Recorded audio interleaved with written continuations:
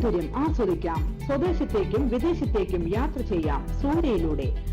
Passport, emigration, flight tickets, visa stamping, certificate attestation, visiting visa, holiday packages, ഉംറ പാക്കേജുകൾ, hotel booking, insurance, photostat, lamination, pan card, rubber seal.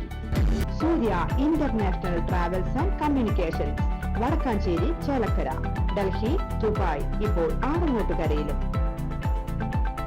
Phone 9447268947 8056999611. മലയാളികളുടെ മുഴുവൻ കണ്ണീർ പുഷ്പങ്ങൾ ഏറ്റുവാങ്ങി ഒടുവിൽ അർജുൻ മടങ്ങി.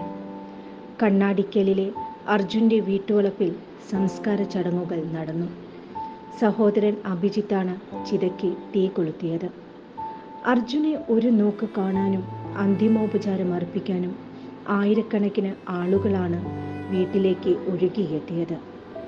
മലയാളികൾ ഇത്രത്തോളം കാത്തിരുന്ന മടങ്ങിവരവ് ആഗ്രഹിച്ച ഒരു മനുഷ്യൻ വേറെയില്ല.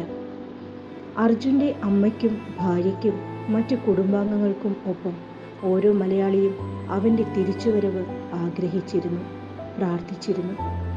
ഇന്ന് 75-ാം ദിവസം ഒരു നാടാകെ തേങ്ങിക്കൊണ്ട് അർജുന് യാത്രാമൊഴി ചൊല്ലി. 75 ദിവസത്തെ കാത്തിരിപ്പിന് ശേഷം കണ്ണീരോടെയാണ് കേരളം അർജുനെ ഏറ്റുവാങ്ങിയത്.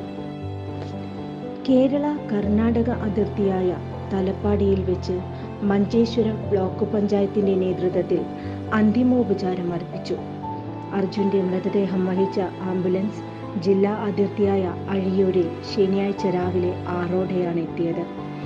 മന്ത്രി AK ശശീന്ദ്രൻ, MLA-മാരായ തോട്ടത്തിൽ രവീന്ദ്രൻ, KK രമ, ജില്ലാ കളക്ടർ സ്നേഹിൽ കുമാർ തുടങ്ങിയവർ മൃതദേഹം ഏറ്റുവാങ്ങി. 9 മണിയോടെ അർജുൻ്റെ മൃതദേഹം ആംബുലൻസിൽ നിന്ന് പുറത്തെടുത്ത് വീട്ടിൽ പൊതുദർശനത്തിനായി വെച്ചു. 1 മണിക്കൂറാണ് പൊതുദർശനമെന്ന് നിശ്ചയിച്ചിരുന്നെങ്കിലും നൂറുകണക്കിന് ആളുകൾ അർജുനെ കാണാൻ വീട്ടിലും പരിസരത്തുമായി തടിച്ചുകൂടിയതോടെ പൊതുദർശനം നീണ്ടു. ഏറെ വികാരനിർഭരമായാണ് നാട് അർജുനെ ഏറ്റുവാങ്ങിയത്.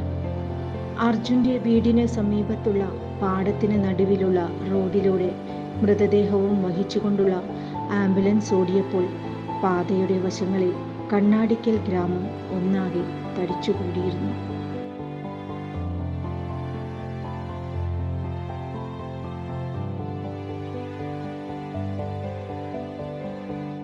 കൂടുതൽ വാർത്തകൾക്ക് ഞങ്ങളുടെ ചാനൽ സബ്സ്ക്രൈബ് ചെയ്യുക. ഫേസ്ബുക്ക് ഫോളോ അപ്പ് ചെയ്യുക. വാർത്തകൾ വേഗത്തിലറിയാൻ എനി ടൈം ന്യൂസ്.